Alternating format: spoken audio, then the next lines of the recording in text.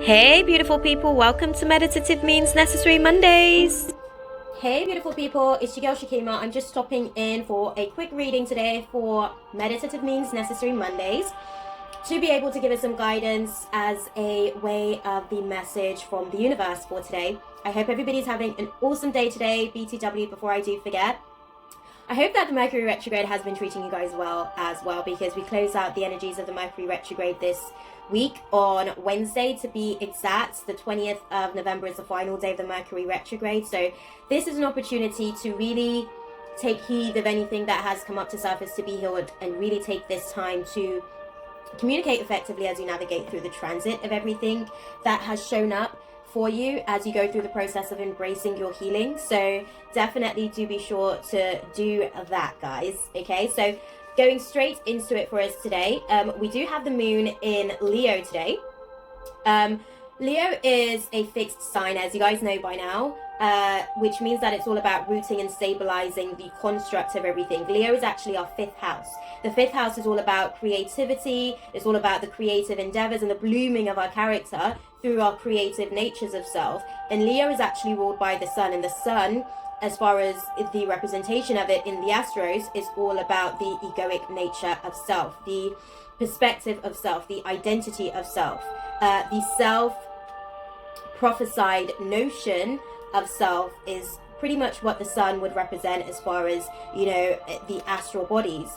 The organs that are actually being impacted by today's moon transit, guys, and the moon went into Leo as of 9:57 yesterday, like I mentioned in yesterday's video for us, guys. So we are getting some heart chakra activation today, because the heart, aorta, blood pressure and blood circulation are the organ dynamics that are being triggered by the actual moon transit of today.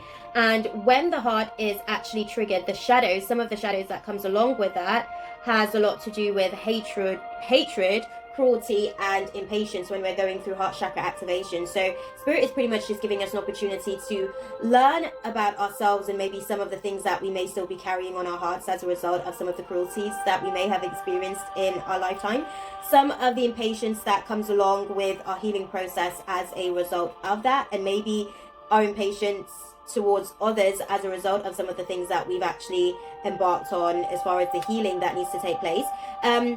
And maybe some of the hatred and cruelty that we're still sort of carrying as a result of some of the things that we've dealt with in our relationship dynamics. So it's definitely very important for us to just take an opportunity to let ourselves be as we navigate through the process, because spirit is actually saying that this is a time for us to really speak it through our creative expressions of self. We can really give ourselves an opportunity to purge, really give ourselves an opportunity to heal by simply sitting still in the expression of some of the wounds that we're still carrying based on, I guess, experiences of cruelty and impatience. So that we don't necessarily have to continue to perpetuate those cycles as a part of our experiences moving forward. Okay, I'm gonna go ahead and get straight into the guidance for us today, guys, and see what is to come for us. So what is the divine guidance, spirit, for my life warriors? I'm gonna shuffle the cards a little bit actually, because I haven't done so, but clearly there are things that wants to sort of come out. So one of the things that we need to really take into consideration is that I'm a spirit having a human experience, and I'm here to get closer to love. Okay, and sometimes as we experience our human reflections of ourselves, we love very conditionally as adults, but as children we're very boundless with our love and the expression of our love, and it's about finding the equal balance between the two as we navigate through the process. So there are some things that will need to be forgiven as we go through a process of clearing out the heart chakra, but first we have to be willing to see it from a rational perspective versus continuing to look at it from the wounded, inflicted parts of ourselves that is probably looking at the situation very rationally, and all we can sort of consider in those aspects are the way that certain people and circumstances and experiences of these individuals have made us feel. In order for us to not sort of carry the nature of that on into our relationships externally, we do need to take an opportunity to let go and let God, and give ourselves the space and capacity to be able to heal a lot of the things that may be coming up to surface, to be acknowledged, you know, so that they can actually be healed moving forward. Okay, let's officially go ahead and get some guidance for ourselves, guys. What is the divine guidance, spirit, for my life warriors for today, Monday the 18th of November? As clearly as you can, please. So in the past, Spirit is advising that instead of praying for an outcome, we should pray for the highest good for all. Okay, and those are some of the things that we would have learned from our past situations and dynamics, but Spirit's saying that we should exercise our right to be able to really put that into practice for ourselves. Okay, and in the present moment, we just need to understand that energy flows where my intention goes, and it weaves a spell for the nature of our manifesting process as we sit in the present moment. And moving forward, we will come to realize that the presence of love will always cast out fear, and that's something that may be showing itself for us at the next full moon, which is going to be the Gemini full moon in December. So bear in mind that as you navigate through the process, you may kind of be triggered by some of these things that you're trying to purge, release, and heal during the process of this Taurus full moon cycle, and it may come back up as a exam, as a test to show you how much you may or may not have released fear and put love in its place as a result.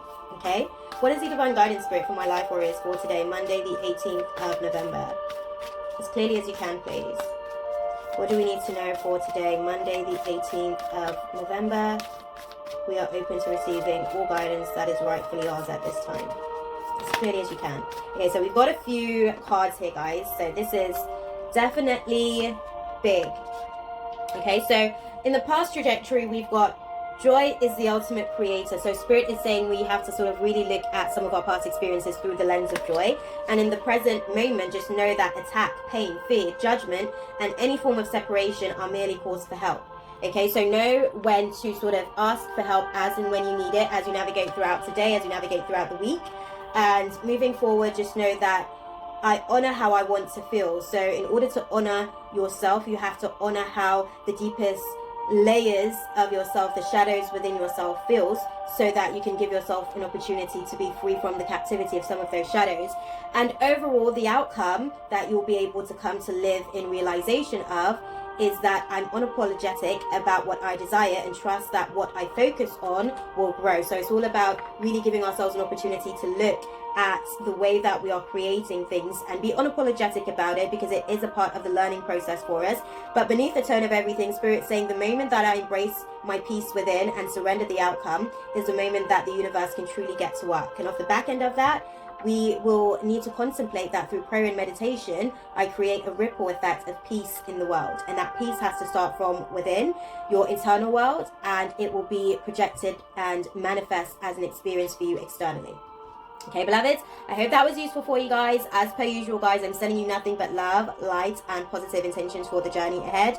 If you guys haven't already done so, definitely be sure to check out the link in my bio. That way you guys can connect with me for personal reading, shadow work, mentorship sessions, candles, oils, energy healing. You can also utilize that very same link to connect with me on my other social media channels. I'll also actually be doing a podcast tomorrow live with Charlotte Crowell, where we'll be discussing the epidemic of psychosis triggered by spiritual awakenings, and just talking about her personal experiences of stuff, as well as how it may resonate with other people's experiences through their own spiritual awakening. So definitely be sure to tune in for that. I'll be live here from just before 9 o'clock roughly, so that I can get everything together for the podcast.